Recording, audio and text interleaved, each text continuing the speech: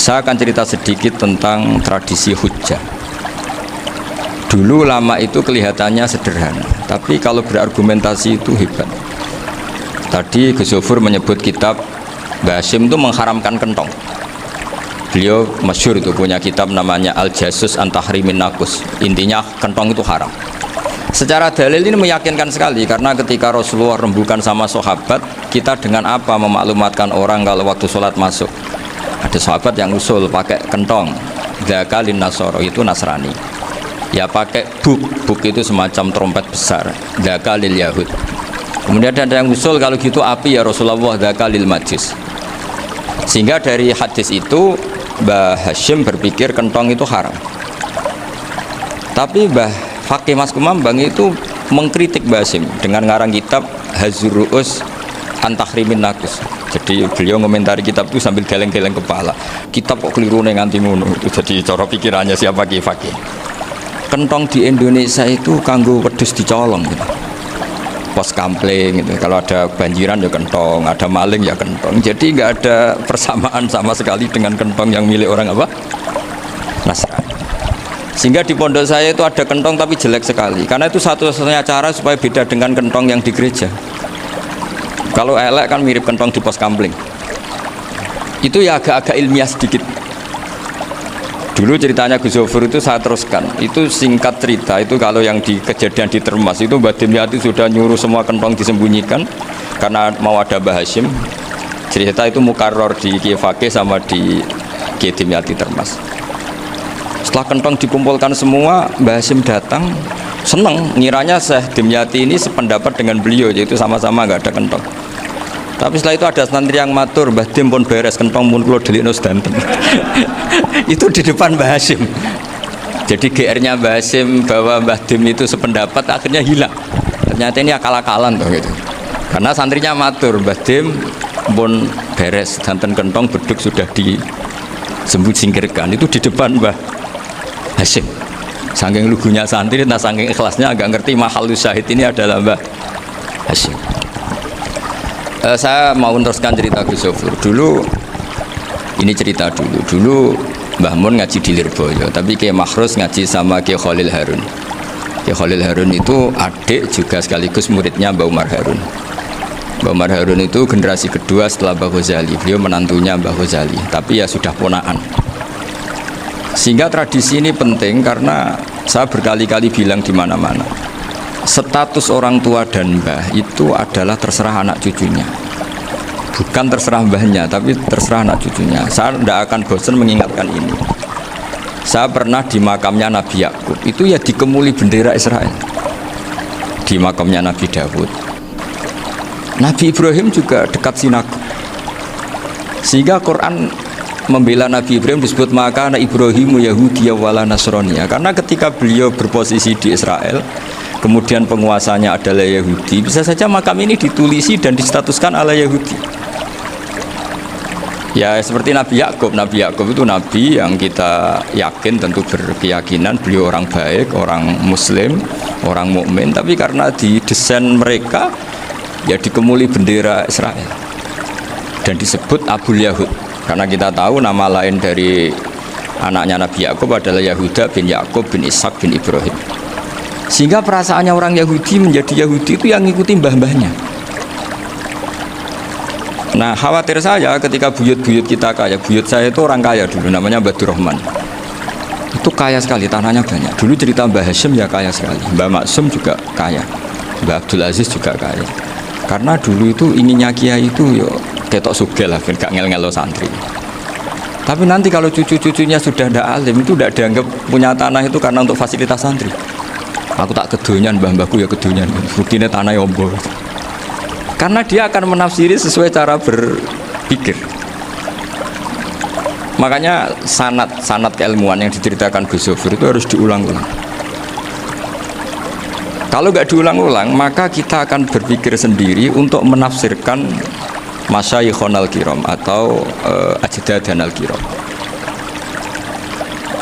Nah, Ini yang bahaya, yang sering Quran mengingatkan. Jadi ada status yang disematkan oleh anak cucu kayak orang Yahuda tadi, Yahuda bin Yakub bin Ishak bin Ibrahim, itu menstatuskan mbah-mbahnya yang bernama Ibrahim itu Yahudi. Sampai Quran sendiri yang bela maka anak Ibrahimu Yahudi wala Nasrani. Karena secara geografis sekarang Ibrahim di Israel dan otoritas itu juga milik mereka, sehingga mereka bisa masang-masang atribut yang menunjukkan kalau itu Yahudi. Beberapa al-alim al-alamah yang minnah itu sudah wafat dan kadang-kadang zuriyahnya itu tidak kita. Kalau sekarang orang bahasakan kubu sebelah.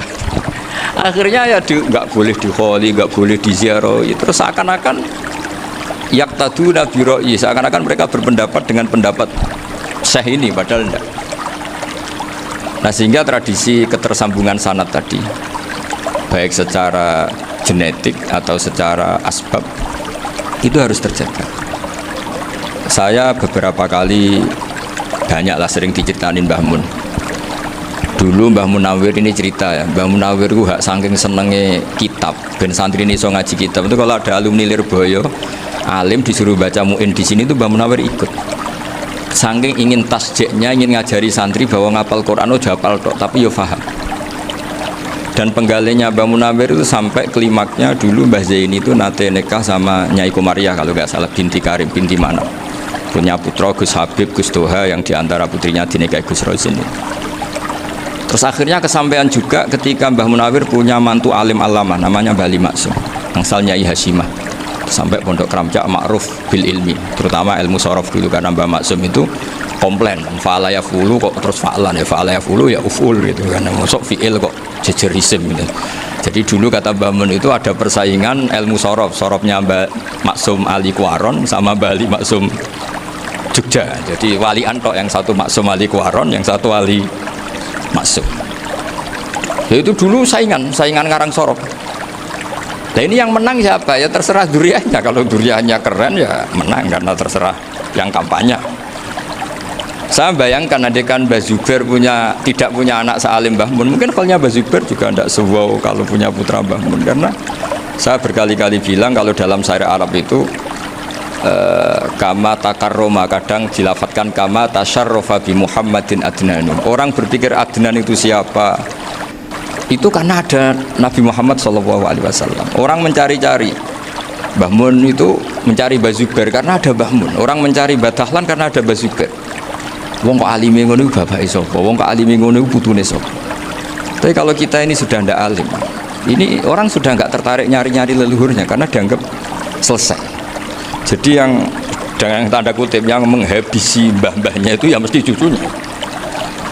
Ini mau ngamuk, mau peringatan, tapi ini juga peringatan pada diri saya sendiri. Jadi sehingga dzurriyyah ini penting. Kenapa para nabi mesti donga dzurriyyatan thayyibah? Kenapa selalu berpikir tentang dzurriyyah? Wa ja'alaha kalimatam baqiyatan fi aqibi. Karena dzurriyyah ini yang nanti bisa menstatuskan leluhurnya. Seperti tadi cerita Mas Maftuh ini, tak puji betul, saya hari ini tidak ingin gojlok supaya kewalian saya tidak tergerus oleh kedoliman. Saya pernah diceritain Gus Zofur, juga sering baca buku tentang Mbah Maksum. Dulu Mbah Maksum kalau wasiat kembali ya gitu, kamu harus NU dan harus mempertahankan NU, tapi tidak dengan cara membenci Muhammadiyah. Dulu Mbah Mun juga sering cerita, dulu Mbah Hashim tuh ngaji Syekh Mahfud. Nah, Mbah Ahmad Dahlan dulu namanya Darwis sering ngaji sama Syekh Khotib Minangkabau. Zaman itu Syekh Khotib sudah modern, sudah ikut gerakan Abdu, gerakan Al-Manar. Sehingga bawaannya Mbah Ahmad Dahlan ini agak-agak agresif. Yang Mbah Hashim karena hanya mulazim di Syekh Mahfud, hanya sesekali ngaji Syekh Khotib, beliau lebih seperti itu.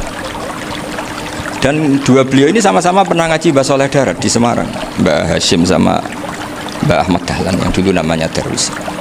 Jadi ini masih min minuskatin wahidah mimam bain wahid. Sehingga kita tidak kaget ketika Mbah Ali Maksum mengomentari Muhammadiyah itu masih ahli sunnah wal jamaah. Makanya nanti terakhir saya baca kitabnya Mbah Ali dan sering saya pelajari.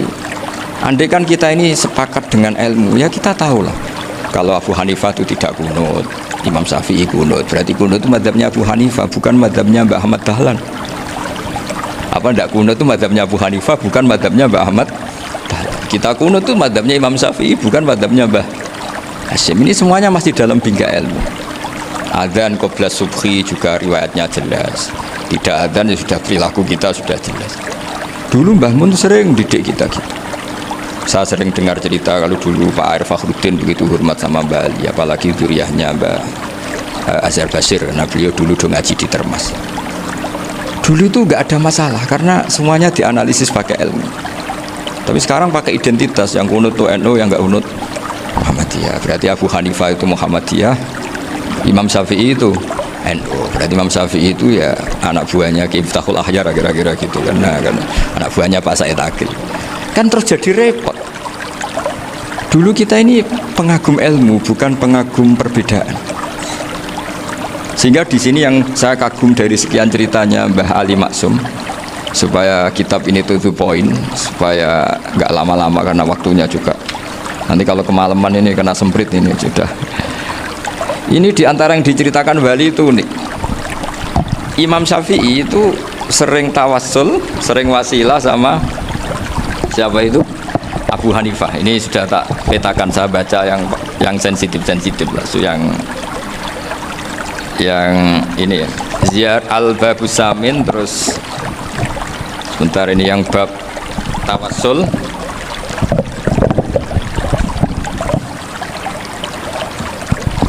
Di sini halaman 90, mungkin santri-santri kerapyak bisa ngecek lagi di kitab Hujjatul Ahli Sunnah. Ketika cerita tawassul, di antara yang diceritakan Bali Maksum adalah perilaku ya, bukan sekedar statement tapi apa? Perilakunya Imam Syafi'i atau ahwalnya kalau bahasa halusnya, yang selalu ke makamnya Abu Hanifah untuk tawassul. Padahal Imam Syafi'i itu orang yang secara ilmu sering kritik Abu Hanifah. Jadi ini saya baca ini di halaman 100, jadi tawassul mulai halaman 9 berapa ini sampai halaman ini yang qala sami'tu Syafi'iyya yaqul inni la atabarraku bi Abi Hanifah wa aji'u ila qabri fi kulli yaumin za'iran fa idza uridat li hajatun shallaitu rak'atain, halaman 100, waji'tu wa sa'altu wa ta'ala al hajat indahu fama tabudu anni hatta tuqda. Kanal Imam Syafi'i ayyama huwa bi Baghdad yatawassalu bil Imam Abi Hanifah yaji'u ila dorihi fayusallimu alaihi wa yatawassalu ila Allah bihi fi qada'i hajati. Terus wa yatawassalu Imam Ahmad bi Imamina Syafi'i. Jadi di antara yang diceritakan Mbah Ali Maksum itu betapa Imam Syafi'i yang terkenal sering mengkritik Abu Hanifah dalam tatanan fikih karena beliau tidak percaya ada istihsan. Abu Hanifah berpendapat adanya istihsan, dan kita tahu lah ikhtilafu Syafi'i wa Abu Hanifah itu besar sekali. Tapi beliau itu tahu Abu Hanifah itu orang yang sangat soleh.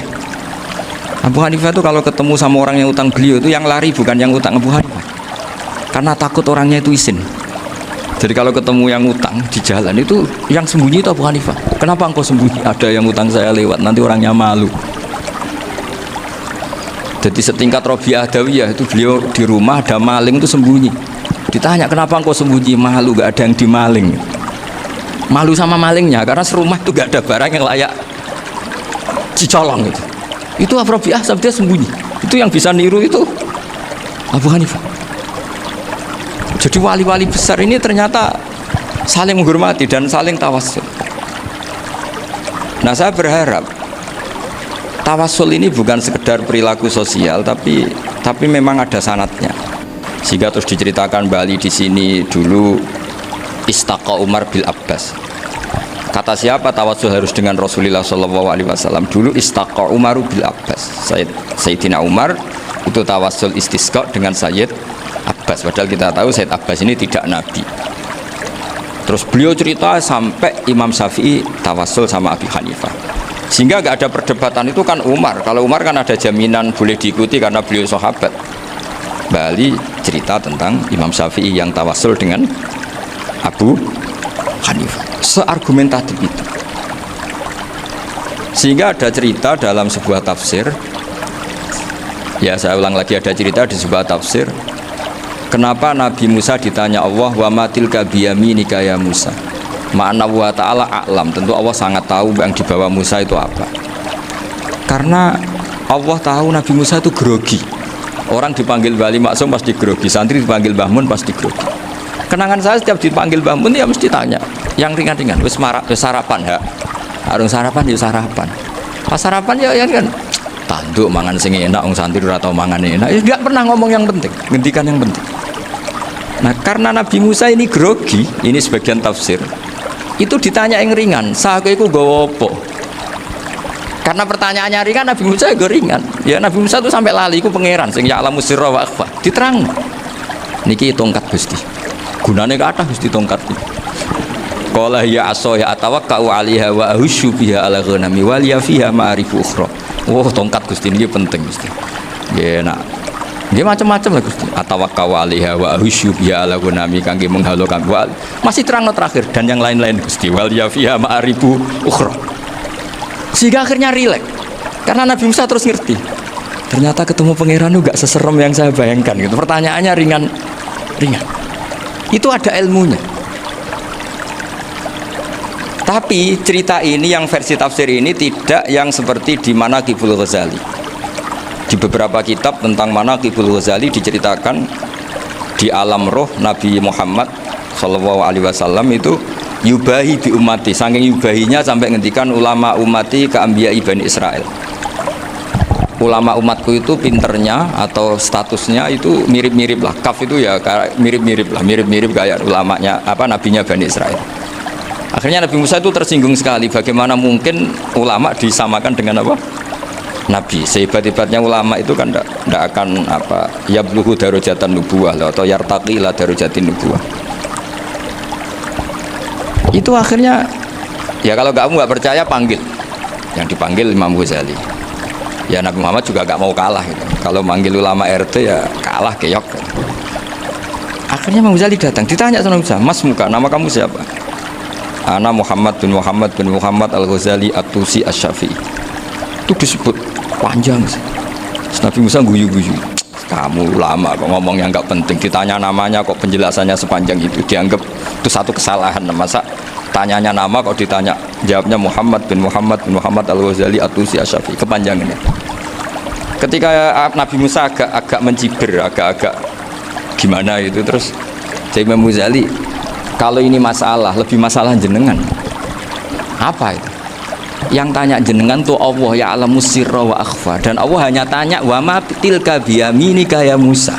Harusnya jenengan jawab asoya titik, bukan kepanjangan.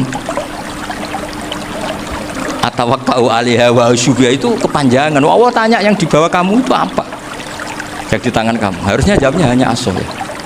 Tapi kenapa penjelasannya sepanjang itu? Sampai terakhir waliya fiha ma'arifu ukhra. Pinter tenan jadi gitu. Saat Nabi Muhammad, Nabi Musa itu bilang, ya pinter tenan jadi. Padahal kita tidak pernah GR seperti itu kan, kebetulan Imam Ghazali. Kalau yang lain mungkin ya keok lah kira-kira.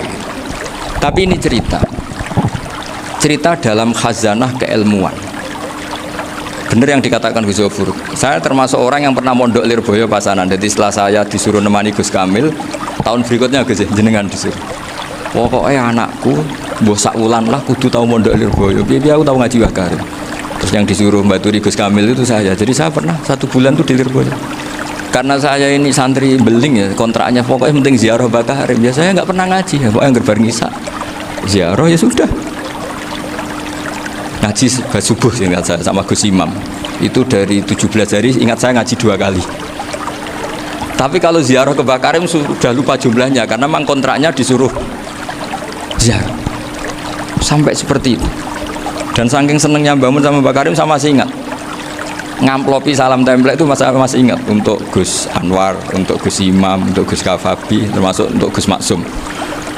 Itu malam-malam saya dijak ngamplopin. Zaman itu saya masih ingat selawewu. Zaman itu kos 1 bulan itu 13.000. Jadi kira-kira kalau 25.000 itu untuk kos 2 bulan. Jadi saya krusnya itu pakai kos. Saya masih ingat Mondok Sarang itu kos 1 bulan 13.000. Berarti kira-kira 500.000 itu di amplopin sendiri sama Bang. Ini untuk Gus War, ini untuk Gus Imam, ini untuk Gus. Padahal Gus Imam ini mondoknya sudah di Mbah Mun. Itu Mbah Mun hormatnya sampai untuk jatah salam template. Nah yang ribet kebalikannya, kita pulang Gus Imam karena melihat Gus Kamil ini putrane Mbah Mun, Gus Kamil disangoni. Saya juga disangoni karena Gus Imam dulu ngaji juga sama Pak D saya, sama keluarga saya. Itu kata Gus Kamil setelah keluar, mau agak muni gua abal, berarti gua aku. Karena ini penting, ini kalau sampai dianggap tukar guling, ribet. Jadi ditakwil sendiri lah, mau gak muni gua abal ya, boten yes berarti halal. Tapi sama Mbah Mun ya ditanyanya bukan apa karena untuk meneruskan tradisi bahwa kalau kiai ketemu itu ya saling memberi hadiah, saling itu sudah fakat timu bene adena juakum apa soto. Sehingga ketika Krapyak ini punya Bali Maksum alim alama, kemudian melahirkan murid-murid yang juga ibar kayak Mbak Warsun bisa ngarang apa Kamus Al Munawir, Pak Bik juga punya karangan Kamus Al Muasir. Saya itu punya semua. Karena ini adalah buah dari bahwa kita ini tidak kalah sama produk-produk yang di sana. Bahwa produk di kita ini sudah cukup untuk mengantarkan orang menjadi alim alama. Dulu Mbak Zubair ke Mekah ya sudah alim alama. Gus Zufur ke Al-Azhar sudah alim. Semua teman-teman kita ke Mekah itu sudah alim semua. Padahal produk mondoknya ya tadi mau digojlok kiai ini, terus mangkel be keamanan biasanya. Biasanya musuh besar pondok itu keamanan. Jadi itu bukan berarti gojlok ibunya Gus Maftuh, enggak. Biasanya keamanan itu musuhnya apa? Dan itu tradisi keilmuan itu harus dijaga dengan hujjah dan dengan tadwin, dengan pembukuan. Saya punya sekian cerita ya, misalnya dulu kita mungkin iskal itu janggal. Kenapa sih orang Islam tukaran sama orang Islam itu? Sehingga diantara doa Nabi yang enggak dikabulkan Allah, enggak boleh dikabulkan sama Allah, enggak boleh, bukan berarti kamu saja. Redaksinya famana aniha, memang enggak boleh. Redaksinya bukan falam yastajib lahu tapi famana aniha. Di Al-Marrah As-Salisa ini Nabi dilarang, yaitu melarang umat Islam itu jangan sampai tukaran sama umat Islam sendiri. Itu kata Allah ya tidak bisa, kata Allah kalau itu tidak saya kabulkan. Itu dulu guru-guru kita nyontohkan sederhana, kira-kira kalau saya tukaran wek Gus Zofuru Mbah Mun luwih ikhlas timbang ditukari wong liya. Nak ana kakak ditabuk adik wong tua luwih ikhlas timbang ditabuk tangga. Barokahnya membaca kita lebih mentoleransi. Kalau ada Mbah Hashim dikritik Mbah Fakih Mas Kumambang, kita ikhlas itu. Tidak dikritik guru PAUD kan? Atau dikritik orang-orang yang nggak bisa ngaji. Artinya ternyata keliru kita bilang kiai kok tukaran. Justru bagus kiai tukaran dibanding kiai dikritik guru PAUD atau dikritik orang-orang yang nggak bisa baca kitab. Akhirnya barokahnya baca kita menjadi tahu. Dulu Mbah Mun sering cerita, ini masih cerita silsilah ya. Jadi Bali Maksum tadi kita tahu di antara guru besarnya Bali Maksum tentu Mbah Mahfud Termas. Beliau adalah adik dari Kiai Mahfud Termas. Mbah Dimyati ini adik Kiai Mahfud Termas. Itu punya saudara namanya Abdur Razak, juga punya saudara namanya Dahlan, itu yang membawa Thariqah Syadiliyah di Solo Raya, yang sekarang alhamdulillah diteruskan Gus Wafi. Dulu di antara pesannya Mbah Mun ke saya, hak Wafi kandani kon ziarah ning Mbah Dimyati. Mergo Thariqah Syadiliyah dulu itu yang bawa keluarganya Mbah Dimyati. Jadi semuanya ini masih dzurriyyatan ba'duha min ba'd. Nah pesan saya karena tadi Mbah Munawir yang termasuk orang pertama yang bawa Quran, bawa qiraah sab'ah. Kenapa saya bilang termasuk? Karena kalau bilang paling pertama ini nanti butuh data. Dan itu agak kerepotan lah. Tapi yang jelas mimman istahara lah. Mimman istahara yang membawa sab'ah ke sini itu adalah Mbah Munawir. Terus beliau ngajarkan diantaranya ke Mbak Arwani, pakai kitab Satibi, pakai kitab Nazmus Satibi. Terus Nazmus Satibi itu diteruskan oleh Mbak Arwani, ditulis. Yang nulis dulu Mbak Dola Salam, bapak saya itu murid Mbak Dola. Dulu Mbak Dola sebelum ke Mbak Arwani ngaji sama Ki Said di Sampang. Bapak saya sebelum ngaji di Mbak Dola sudah hafal Quran lewat buyut saya sendiri namanya Ki Zubaidi. Yang Ki Zubaidi akhirnya jadi menantunya Mbak Ahmad Su'eb. Jadi buyut saya kandung ini namanya Sofia, itu asal keluarga Lasem, yang adiknya Sofia ini punya adik Badiah yang jadi ibunya Ki Sahal. Ki Sahal punya Mbak Yu namanya Muzayanah, punya di Garwo Ki Mansur punya anak Gus Qayyum. Jadi dulu ibu saya, ibunya Gus Sofur, ibunya Pak Mafdo itu semuanya di Lasem. Karena saya dari keluarga Gen ya Lasem, dari keluarga sanad guru ya Lasem. Tapi Lasem Badawi itu dulu ngajinya di Mbah Umar Harun di Sarang. Mbah Umar Harun ini menangi Sayyid Ahmad Zaini Tahun. Sayyid Zaini Ahmad Zaini Dahlan ini punya cucu keempat yang hidup di Sedan, terus makamnya di Lasem, namanya Habib Haidar. Itu yang nulis biografinya Mbah Maksum. Mbah Maksum bukan Bali, biografinya Mbah Maksum itu ditulis oleh Habib Haidar, namanya Haidar bin Hasan bin Sodaqoh bin Ahmad Zaini Dahlan. Habib Haidar ini menantunya Sayyid Hamzah Sato. Hamzah Sato itu Hamzah bin Abdullah bin Umar, itu kakaknya Sayyid Abi Bakar Sato, Sohibul I'anah. Nah, Sayyid Umar ini yang dulu ngajari mbahnya Mbah Mun, namanya Ahmad bin Su'aib. Nah, di antara ajarannya adalah baca kitab-kitab kecil yang bisa dihafal. Dibawalah ke sarang jadi metode muhafadzah.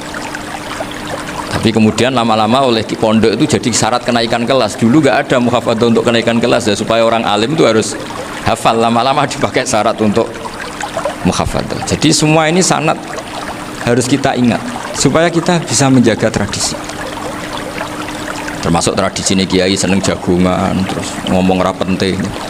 Itu juga sanad. Setahu saya Mbah Mun itu kalau ketemu bapak ya guyon terus. Saya punya kenangan tuh yang dulu agak iskal tuh begini.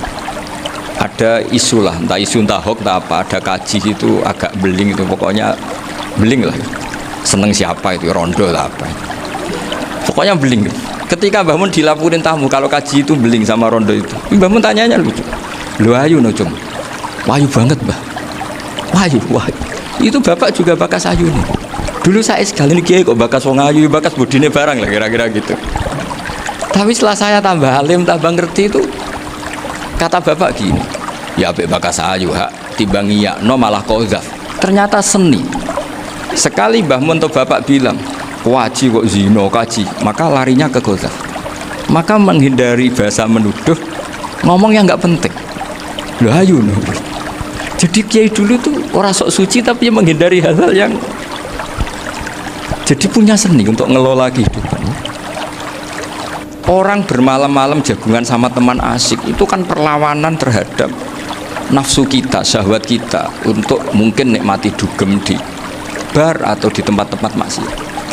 Itu setan di Indonesia tuh kakuati sama Ki Jawa. Orang supaya tidak tertarik maksiat itu Ki Jawa cukup ketemu kancane masak terong guyon. Gejol-gejolokan zaman mondok sewengi lulus sangka maksiat bar wis tutup. Perlawanannya sederhana, nggak pakai tahajud, nggak pakai wiridan, karena Ki Jawa juga koyoknya rapati potongan ahli ibadah gitu. Itu jagungan gitu. Jadi setahu saya itu pernah lihat Bali itu sekali ketika beliau ngisi ceramah di Mbah Hamid Bedowi. Saya masih kecil diajak bapak. Dulu kalau bapak ngelihat Bali sama Mbah Hamid itu mesti nangis karena dua orang alim bertemu. Yang akhirnya ya bisanan itu. Mbah Hamid punya anak Gus Nasih, di sini ada Mbah Nafisa, terus jadi Mbak Salih Hindun itu. Jadi dulu itu ya guyon terus ketika ketemu. Itu yang sering bodoni Mbah Hamid itu ya Ki Bisri. Ki Bisri itu kalau datang ke Ki Hamid Pasuruan, nak wali tenan aku teko ditata nomangan. Jadi ukurannya ya ternyata sampai sana di keimangan tenan. Masih belum mengakui kan nak wali tenan aku kiai rung di mobil, dongakno aku di mobil. Sudah kalah satu seri itu masih gak terima. Lalu itu Mbah Hamid akhirnya berdoa, ayo monggo mugi-mugi Ki Bisri gak ada mobil. Itu setelah didoain masih tanya mereknya apa merek. Jadi itu Mbah Hamid jawab yo paling Holden nih, paling Holden itu nyari mobil itu ya adalah dapatnya Holden. Suatu saat Mbah Bisri diundang Mbah Hamid gak dikasih bisa karena utangnya sudah banyak dengan Mbah Hamid. Mbah Bisri ini utang doa tadi. Itu ya gak dikasih besar ya gak mau kesang apa-apa kelambimu kayak aku didol sama muhibbinya Mbah Hamid itu harganya melebihi jatah bisaroh. Ketemu Mbah Hamid Kang susu Kang mergo. Jadi dulu itu rileks, makanya ini yang diceritakan ke Zuhur. Sebetulnya kalau kiai-kiai itu bersanad itu ya rileks, hidupnya itu rileks. Karena rileks ini perlawanan terhadap kemungkaran. Saya dulu musyawarah sering sama Gus Jafur usul fikih. Itu jelas di antara yang ditulis Lubil Usul itu. Ya kita tahu tadi misalnya sanad usul fikih Mbah Ber itu sangat al-usuli Kiai Zubair Dahlan, abahnya Mbah Mun. Punya murid di antaranya Kiai Sahal. Kiai Sahal punya karangan Thariqatul Husul fi Syarhi Lubil Usul. Itu Thariqatul Husul itu beliau ngendikan dalam mukaddimah bahwa saya bisa mensara ini berdasar ngaji maknani sama Mbah Zubair. Terus beliau mengutip Sarah itu dari kitab Nailul Ma'mul. Beliau ngendikan binus khotin khotiyah ghairi matbu'ah. Dan itu ditemukan di Kiai Mansur di Lasem, karena Kiai Mansur iparnya Mbah Sahal. Mansur bin Khalil ini diantara katibnya Syekh Mahfud. Jadi semuanya ini sambung. Mbah Ber saking ahli usul fikihnya, kalau ngajar usul fikih itu kalau guyon takriran saya ini lebih memahamkan ketimbang Sarah. Ya sudah, terus Mbah Zubair Kiai Fakih, terus Syekh Mahfud.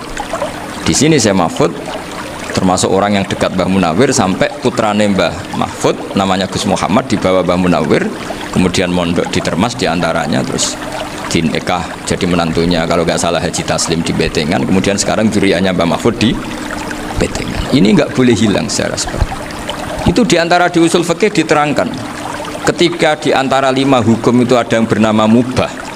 Mubah itu boleh dilakukan, boleh ditinggalkan, dan kalau dilakukan ya tidak berpahala, tidak disiksa. Itu ada ulama yang protes nggak bisa seperti itu. Ithma min mubahin ila wa tahaqqaqu bihi tarku haramimma fa'il zamu minas sukun tarkul qatli wa minas sukut tarkul qadar. Nggak bisa, mubah itu nggak ada. Kalau kiai jagungan semalaman itu Allah ngitungnya itu hada taroka dugem, wahada taroka delok dangdut, wahada taroka kada wakada. Oh, itu luar biasa. Dan kita ngikuti yang seperti itu saja.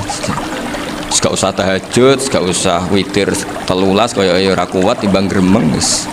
Sewengi jagungan, setan ngenteni kita tergoda maksiat, ternyata maksiatnya sampai tutup, kiainya masih apa? Jagungan. Jadi jagungan saja ada ilmunya bahwa itu perlawanan terhadap tarkul ma'asi. Sehingga bagaimana Anda katakan mubah ini mubah, toh gunanya adalah tarkul haram. Meskipun efek mubah juga bisa tarkul wajib, wae bojo blonjo turu. Ya kan, wae ngrumati ibuke turu. Itu halal wajib. Jadi mubah itu resikonya ya bisa tarkul wajib, bisa tarkul haram. Sehingga kalau sanad ini terjaga secara baik, secara kultur, saya sering juga saguan sama Gus Yofur itu mesti tak niati gitu. Jagungan wong alim itu ibadah, dan menikmati ibadah adalah dakbul auliya wa dakbul ulama. Kata Imam Ghazali, pada akhirnya waqud buhadatin al istilzat bil mubahat. Kata Imam Ghazali, pada akhirnya qutbu hadatin, madaru hadatin, pokok dari agama ini adalah melawan kemaksiatan dengan kita menikmati al-istidzat bimbah. Kita menikmati sesuatu yang dibolehkan Allah Subhanahu wa taala. Dan seperti ini itu bisa qasmu dhuhri syaitan, bisa menghancurkan punggungnya setan. Karena kalau melawan setan dengan ibadah ini kadang kita capek selain isra potongan. Tapi nak kangkang ning komplek H gitu jagungan mbek kancane, ngenang melarate, mbok ngenang ora sekolah, ramunggah, kenangan. Sing ramunggah diarani istiqomah. Itu kan diarani tulus zaman, sing munggah dianggap kesusu. Saya ini punya pondok Quran, kalau ada yang hafal 3 tahun mesti digojlok kancane. Gak apik kesusu. Kesusu itu mesti tidak barokah karena tergesa-gesa apa? Hatam. Sehingga yang nggak hatam-hatam itu kayak partai mayoritas. Ini yang partai tulis zaman katanya. Ahli sobri katanya. Akhirnya di pondok gara-gara itu mau guyon, tapi nggak ada stigmasi yang saya nggak naik. Di pondok sarang itu saya punya temen itu banyak yang sekelas dengan saya, sekelas sama Gus Kamil, akhirnya sekelas dengan Gus Sofur. Padahal saya ini kakak kelas. Saya temannya Gus Kamil, temannya Gus Sofur. Ini anak ini nggak pernah naik, itu nggak dinyek, nggak dicibir di pondok. Karena guyonan tadi, guyonan bahwa ini bagian dari bentuk apa? Istiqomah. Nanti yang goblok juga tenang. Karena kiainya cerita, kadang santri goblok ya barokah. Di sini pondok akeh santri ora tau sinau ning omah dadi kiai gede. Selalu kiainya tuh cerita seperti itu. Akhirnya sing goblok ya bangga dengan kegoblokannya. Iya, jadi kiai itu orang yang meskipun guyon ini barokahnya Masya Allah. Dan setahu saya kiai-kiai alim itu ya senengannya guyon, karena tadi guyon itu luar biasa. Bapak saya itu kalau pesan sama saya itu nak ngaji guyon nice. Wong ning omah mikir utang, mikir wedi bojo macam-macam, kok ngaji kok jak nangis pisan, nangis ping pindho. Sudah jak guyon ae. Paling gak lali. Dan beliau punya dalil kul bi fadlillah bi rahmati fa bidzalika falyafrah. Jadi jangan sampai orang ini farah bil maksiat, jangan sampai orang itu. Dan ini yang saya kenang dari sekian cerita murid Bali. Mbah Ali Maksum ya senangane guyon. Gejol-gejolkan mbek santri guyon. Ini saya maklumatkan ke semua santri beliau bahwa ini bukan sekedar guyon. tapi al-istildad bil mubahat. Ini adalah perlawanan terhadap setan, karena banyak orang bisa senang tuh kalau nunggu maksiat. Ini bisa senang dengan sesuatu yang tidak maksiat. Itu kayak apa hebatnya? Makanya Nabi itu kalau ketemu sahabat ya sering ngendikan yang ringan-ringan. Ya Umar ma'afalan duher jong mano umpiye ije. Kalau ketemu anak kecil ya. Nanti ketemu yang tua-tua yang sudah nggak bisa mikir, ya cerita-cerita. Saya mohon sekali murid-murid kerap ya, jangan hanya ngaji fikih. Kalau hanya ngaji fikih itu posisi Abu Hanifah itu seakan-akan nyun sewu orang yang sangat tidak ahli hadis. Karena beliau di situ kelihatan kalah sekali dengan Imam Syafi'i. Apalagi di perdebatannya Muhammad bin Hasan Asy-Syaibani dengan Imam Syafi'i itu kelihatan sekali betapa Abu Hanifah itu orang yang nyun sewu ditinggalkan dalam ilmu hadis. Sampai beliau hanya dapat gelar min ulama ahli ra'yi, termasuk ulama yang kuat logikanya. Juga harus baca kitab-kitab seperti ini. Ternyata di balik Imam Syafi'i mukhalif pada beliau di bab-bab fikih, perilakunya sangat hormat. Sampai beliau tuh kalau tawassul ke kuburannya Abu Hanifah. Dan beliau ngendikan an-nasu fil fiqhi iyalun ala Abu Hanifah. Semua orang yang ahli fikih itu masih anak buahnya Abu Hanifah. Saya berkali-kali cerita, mazhab Syafi'i itu alatut tathhir hanya dua, yaitu alma wa turab. Abu Hanifah nambahi wanar. Alasannya Abu Hanifah, orang mukmin yang dosanya banyak itu dibakar di neraka, dan alasannya Allah litathhirihim, untuk mensucikan mereka. Jika pikirannya Abu Hanifah, an-nar itu min alatit tathhir.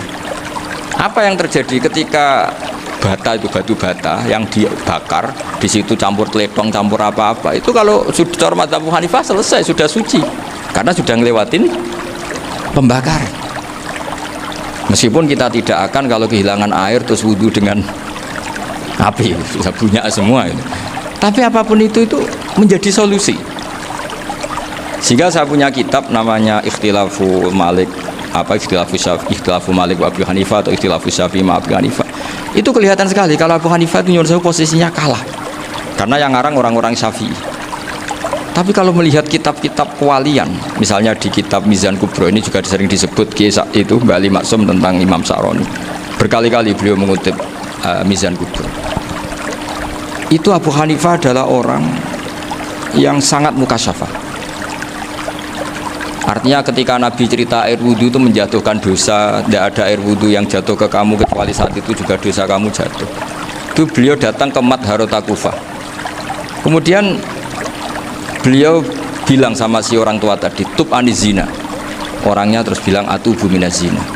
Ada lagi pemuda datang dibilangin tub an ukuki walideka, terus bilang tub tu an ukuki walidayya. Sampai yang terakhir ada tub an sima ya alatilahwi atau an sama ya alatilahwi, terus tub tu an sama ya. Ketika orang itu ditanya, kenapa engkau begitu tahu dosanya apa? Saya tahu air wudhu ini menjatuhkan apa. Jadi kira-kira kalau zina mungkin ya batang babi lah. Kalau hanya sekedar melihat bak-bak mungkin ya curut atau tikus lah kira-kira gitu. Nak dulu diluk ya mungkin ya tikus cilik gitu. Nak dulu suwi ya tikus werok itu atau apalah. Pokoknya beliau itu tahu. Tapi anehnya Abu Hanifah apa? Setelah itu dia nangis minta mukasafahnya ditutup. Ya Allah, saya ini mukasafah kok malah menjadi tahu sawatil mukmin. Padahal aturan syariat jenengan man satara musliman satarahu, bahwa enggak baik melihat jeleknya orang mukmin. Minta ditutup. Makanya saya ini bangga ada mukasafah. Makom yang kita sampai sekarang itu makom setelah Abu Hanifah mukasafah. Jadi Abu Hanifah repot-repot mukasafah, minta makomnya ditutup, tidak menjadi mukasafah. Dan alhamdulillah kita sudah tidak mukasafah sebelum minta ditutup. Jadi kita ini keren. Keren karena aturannya itu man satara musliman satara huwa, yang tidak tahu aibnya orang muslim maka Allah akan nutupi aibnya di akhirat. Dan kita alhamdulillah barokahnya tidak mukasafah, tidak ngerti aibnya orang mukmin. Jadi kita harus pakai patokan ilmu.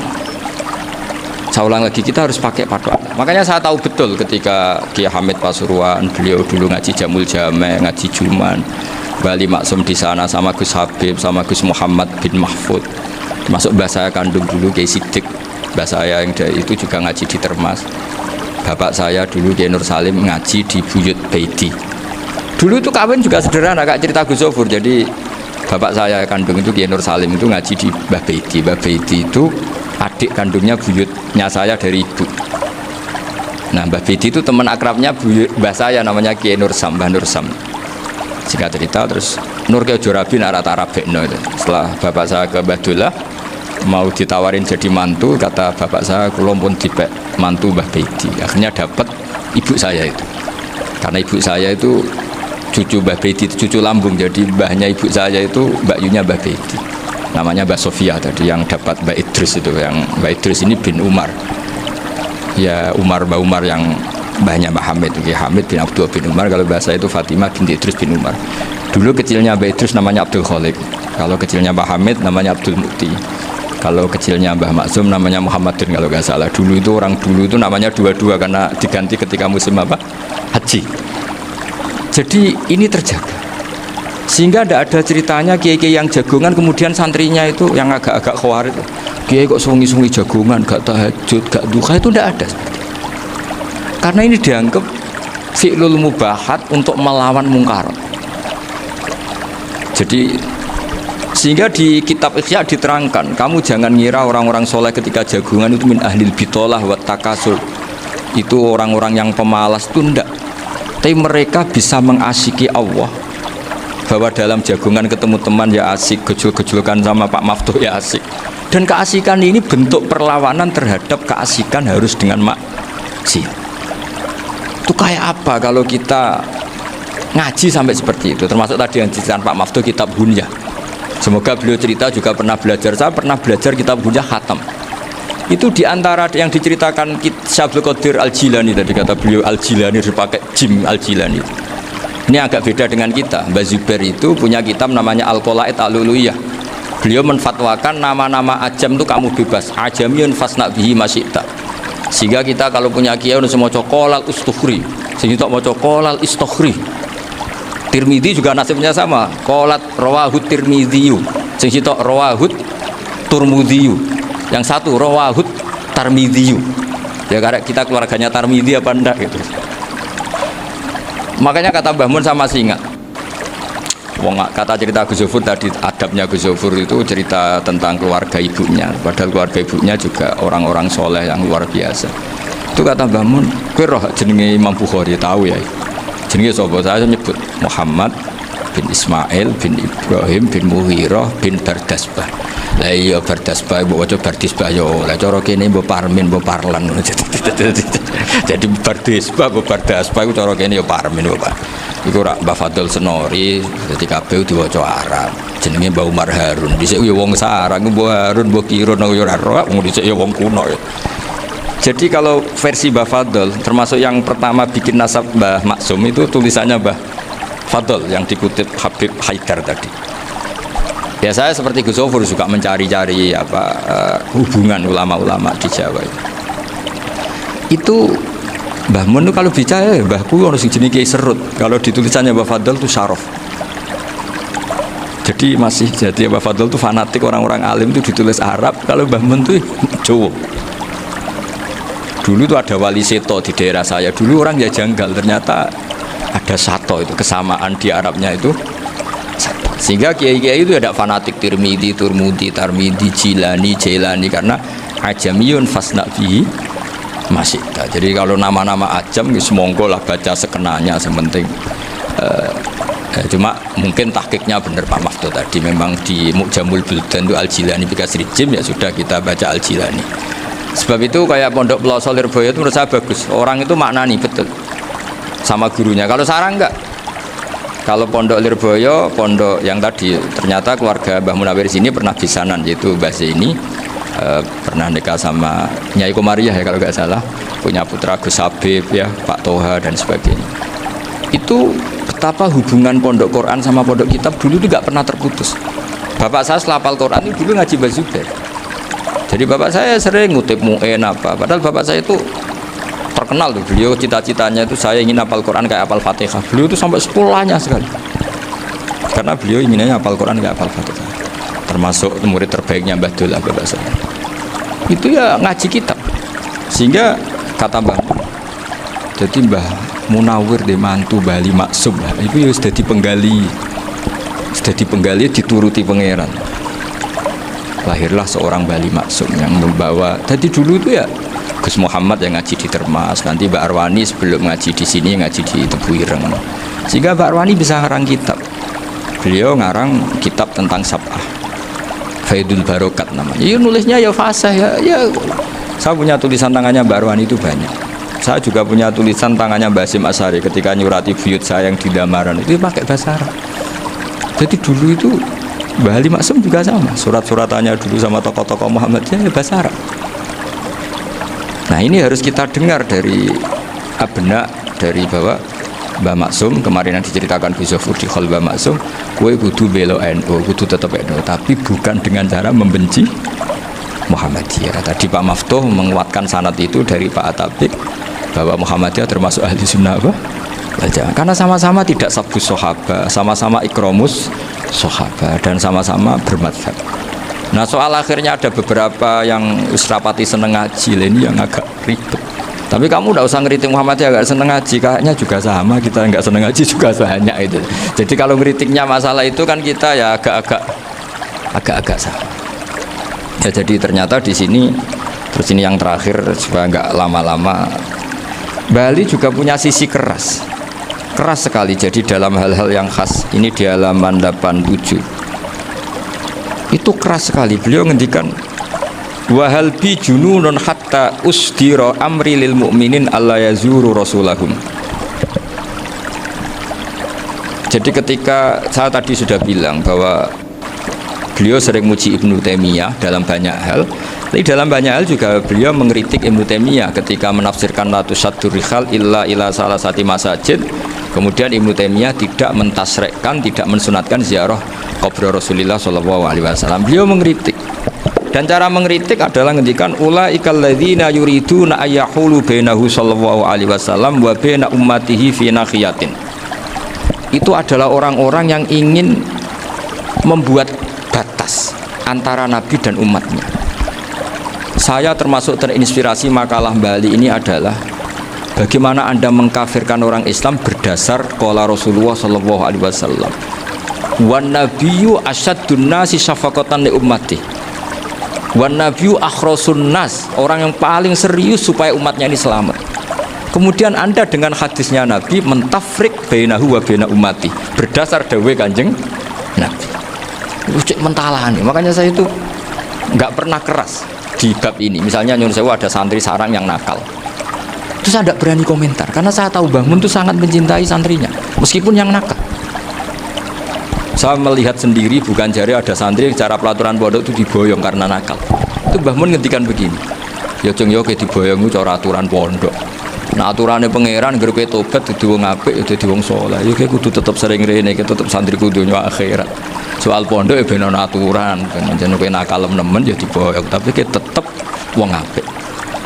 Jadi karena kita tidak mungkin mentafrik bainahu wa baina talamidhi. Kita tidak mungkin mentafrik baina nabi wa baina ummati, karena Nabi adalah apa? Asyaddun nasi syafaqatan li ummati. Sampai saking sayangnya Nabi itu ngendikan syafaati li ahlil kabair min ummati. Lho koyo apa baiknya Nabi? Ora melok nakal, ora melok maksiat, tapi melok nanggung swargane. Iku waktu gali sampean wis kowe utang gak apa-apa, bangkrut gak apa-apa, sing nyaur bapak. Gua sampean ngono top tenan. Anaknya yang ngawur tenan maksudnya, tapi top. Lah Nabi ku umate sing dosa iku umate, Nabi sing nyuwun sewu, cara Jawane sing kangelan nyafaati. Karena Nabi gak boleh dipisahkan dengan umatnya. Makanya kata Bali Maksum, ulaikal ladzina yuriduna ayyahulu bainan nabi wa baina ummati. Itu mereka adalah orang yang ingin memisahkan Nabi dengan umatnya. Masa kita ngafirkan umatnya Nabi berdasar dawuh Nabi?